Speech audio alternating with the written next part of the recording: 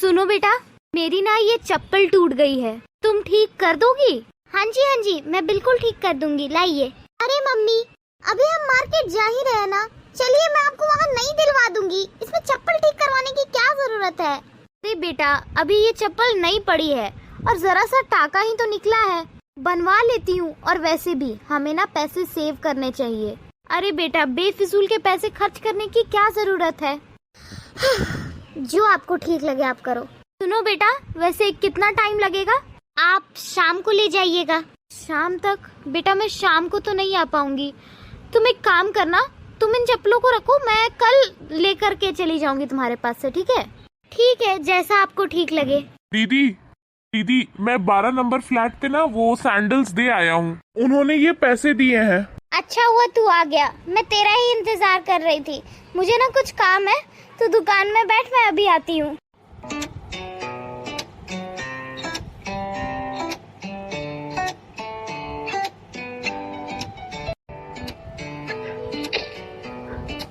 सुनो बेटा, वो कल मैं चप्पल दे करके गई थी, हो गई ठीक?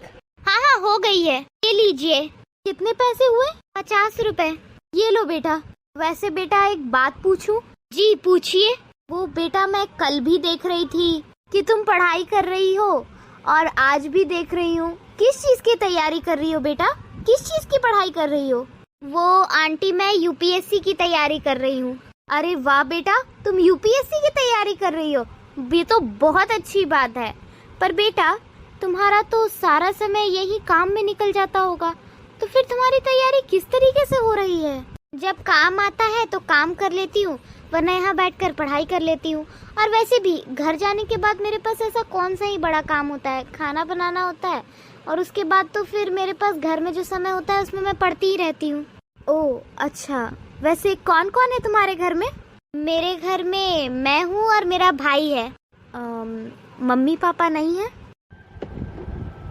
नहीं, उन्हें गुजरे हुए 5 साल हो गए हैं। सॉरी बेटा। अच्छा बेटा, वैसे अगर तुम्हें किसी भी चीज की जरूरत हो, कोई भी हेल्प चाहिए हो या किसी बुक की जरूरत हो ना, तो तुम मुझे बता देना, मैं तुम्हें लाकर दे दूंगी। मैं एक काम करती हूँ, मेरे बच्चों की ना बुक रखी हुई है। वो क्या है ना कि मेरा बेटा भी यूपीएससी की तैयारी कर रहा था, पर अनफॉर्चुनेटली उसका एग्जाम क्लियर नहीं हो पाया, तो वो बुक मैं तुम्हें दे देती हूँ, तुम्हारे किसी काम आ जाएगी। आपका बहुत बहुत शुक्रिया आंटी। आपको पता है मुझे बुक की बहुत जरूरत थी, मेरे पास बुक्स बिल्कुल नहीं है, बहुत कम बुक्स हैं, और आप मुझे बुक्स ला कर देंगी, आपका बहुत बहुत शुक्रिया। वो क्या है ना, यूपीएससी की किताबें बहुत महंगी आती है और मैं भी उसे खरीद नहीं सकती। अरे बेटा, इसमें शुक्रिया की क्या बात है? अगर वो बुक तुम्हारे काम आ जाती है तो ये तो अच्छी बात है ना। ठीक है, तो मैं शाम को आऊंगी ना, तो तुम्हें वो बुक देती हुई चली जाऊंगी। जी आंटी, सच कहूँ अगर हर इंसान की सोच आपकी तरह हो जाए ना, तो हमारे देश में ना हर बच्चा पढ़ ले। वो तो है। ठीक है बेटा, अब मैं चलती हूँ। जी नमस्ते आंटी।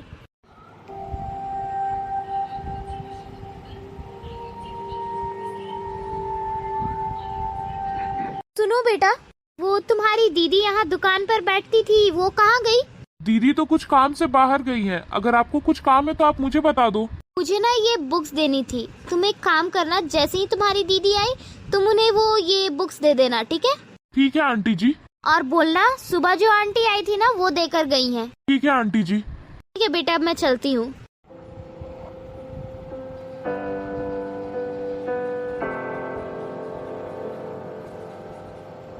अरे विकास, मैं दुकान में बैठती हूँ, जाओ तुम खाना खा कर आ जाओ। दीदी देखो, वो आंटी जो कल आई थी ना चप्पल बनवाने, वो ये किताबें देकर गई है, कहा कि अपनी दीदी को दे देना। आंटी? ओह अच्छा, ये तो बहुत अच्छी बात है। आंटी ने मुझसे सुबह ही कहा था कि वो मुझे बुक दे देंगी, और देखो अभी देकर चली गई। तो एक काम कर, इन बुक्स को ना घर ले जा, मैं इन्हें घर आकर देखती हूँ, ठीक है? ठीक है दीदी।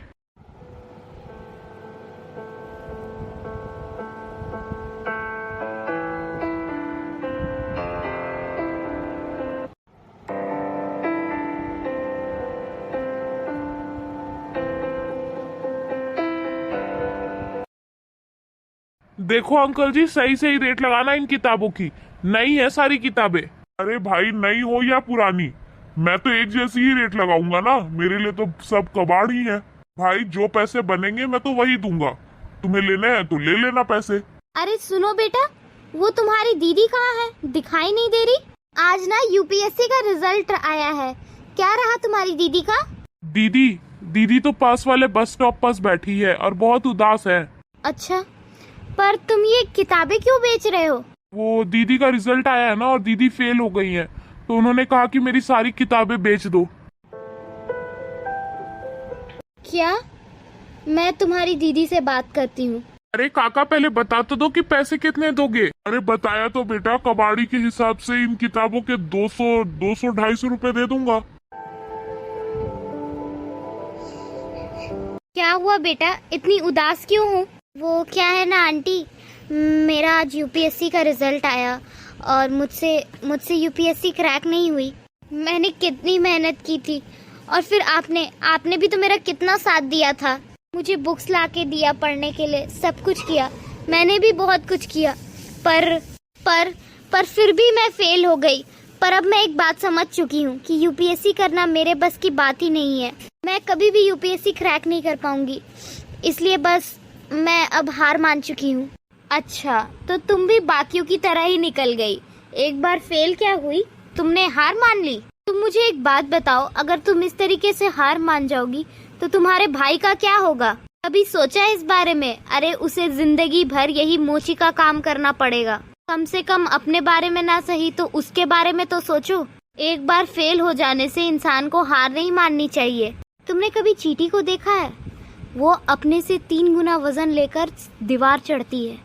कई बार ऐसा होता है कि वो गिर जाती है, कई बार इंसान उसे रोक देता है, पर इससे वो हार नहीं मानती। चाहे वो कितनी बार क्यों ना गिरे, वो वापस उठती है और वापस चढ़ने की कोशिश करती है, और इसी कोशिश की वजह से वो एक बार अपनी मंजिल को पहुंच ही जाती है। जब उस छोटी सी चींटी में इतनी ताकत है कि वो अपने से 3 गुना वजन लेकर बार बार मेहनत कर सकती है, तो फिर तुम क्यों हार मान रही हो? तुम दोबारा फिर से कोशिश करके देखो और देखना तुम जरूर पास होगी। हाँ आंटी जी, ये तो मैंने कभी सोचा ही नहीं। आप बिल्कुल सही कह रही हैं। कोशिश करने वालों की तो कभी हार होती ही नहीं। और आप देखना, मैं फिर से पढ़ाई करूंगी, फिर से मेहनत करूंगी और इस बार एग्जाम जरूर क्लियर कर लूंगी। Thank you so much aunty, thank you so much. आज आपने मुझे एक नई जिंदगी, एक नई उम्मीद दी है। मेरी किताबें बिक जाएंगी। आंटी मैं अभी आती हूँ।